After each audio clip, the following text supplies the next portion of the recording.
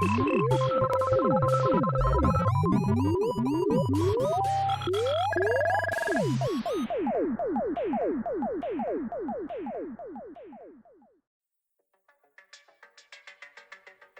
story takes place in about 2008 or 2009.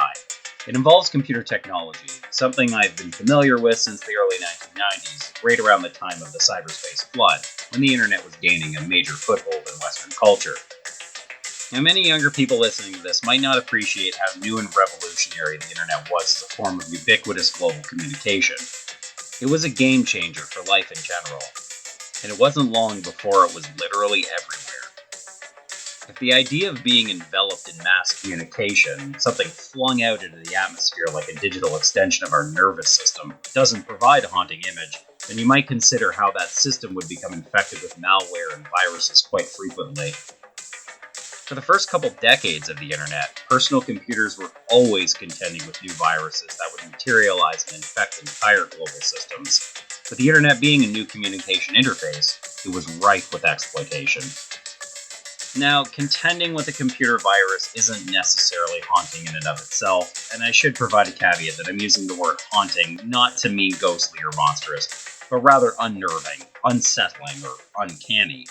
Those looking for a traditional ghost story might be disappointed here. Okay, here goes. I've dealt with several types of computer glitches and viruses many times since acquiring my very own home personal computer in the mid-1990s. Just as an aside, a computer was my first major purchase using my own money, major meaning north of $1,000. I owned a computer before I owned a car, and at the time a used car cost just about as much as a new PC. Computer viruses were just a way of life in the 90s, but that didn't mean we were used to dealing with them. It was always frustrating dealing with such an intrusion, and one particular virus I picked up had a very unsettling quality to it that I can't explain to this day.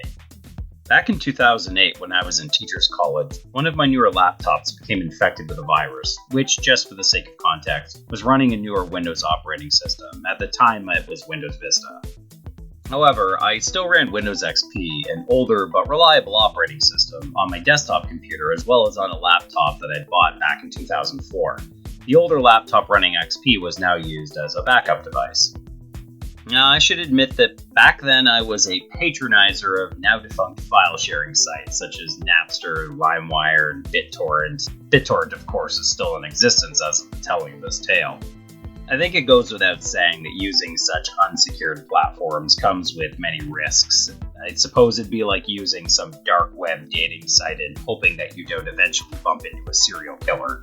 But I'm only human, and humans like free stuff, so sometimes when I needed to view a movie or read a book for a particular class, I would go to these file-sharing sites to see if I could pick up a file on the house. During this illicit roaming, I must have clicked on a malicious executable file because my computer was immediately populated with incessant pop-up advertisements and was running at a snail's pace. So I shut down and restarted my computer, and upon rebooting, these pop-ups had taken over my desktop. I had Norton antivirus software, so I ran a virus check, but to no avail. The malware was not detected by Norton. There is something unsettling and disturbing in itself with having your computer commandeered by a virus or an outside party. So many of us live our lives in our computers. Valuable documents, photos, and other histories are stored there. In many ways, computers and old hard drives are cultural artifacts because of the digital histories they contain. I often think that when I pass away, my forebears will be able to learn a lot about me just by analyzing my computer hard drives. They are a subconscious storage of knowledge, of those things we have decided to keep and to remember. They're an electronic archive of even some of our darker tendencies, those things that we wish people not to know about us, what famed psychoanalyst Sigmund Freud called the desires of the id. They are a digital facsimile of a piece of our soul. I don't know about you, but I have accumulated over 35 years of photos, documents, and other electronic bric-a-brac that get transferred to my modern computers when I purchase a new one. It's weird to think that when we pass away, a digital print of our brain will live on through our computer hard drives. It's not dissimilar to how social media memorial pages are kept alive after a person dies so that friends and family can say goodbye to the digital ghost. Anyway, after acquiring the virus, I knew what I had to do. Generally, the remedy is to format your hard drive and start over, wipe the slate clean, thereby eliminating any trace of the malware. Because I had a backup laptop running an older version of Windows, I decided to start the formatting process on my newer laptop while using the older one for schoolwork in the meantime. After all, the older laptop had Microsoft Office and everything I needed to complete assignments for school. As I started to format my drive, I retrieved my older laptop and opened it to begin working. That's when something very unnerving took place. Within 5 to 10 minutes of loading up the desktop interface, my older computer started running very slowly. And suddenly, some of the same pop-up ads infecting my newer laptop were populating this computer as well. Even more strange, as I was attempting to type out assignments in Microsoft Word, something was interfering. There was a presence, something in the background, attempting to control what I was writing. Now, I know that there are ways to gain remote access to a laptop or computer, but allow me to complicate that theory. This laptop did not have an internet connection.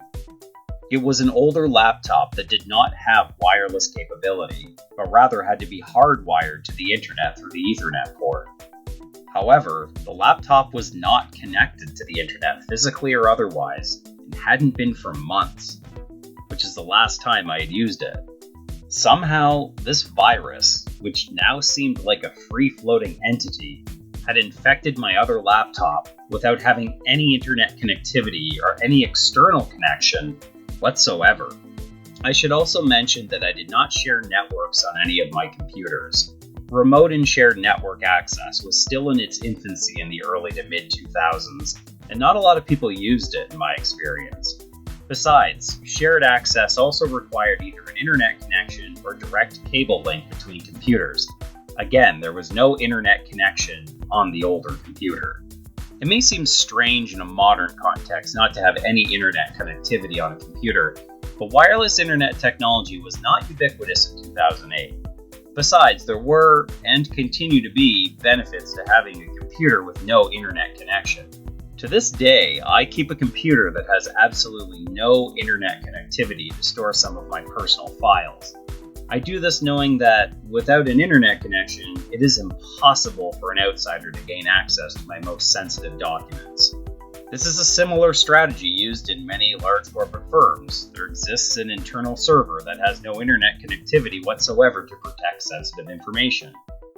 I had never in my life, and have not since, experienced a self-contained computer with no connectivity become infected with a virus. Some of you computer-savvy types might have a theory as to what happened. Maybe there is a simple explanation. But at the time it felt as though I was being stalked by an intangible entity that existed in some digital, ethereal realm. But the most disturbing thing about the incident was feeling that presence, sensing that someone or something had control of my sensitive information, a piece of my digital brain.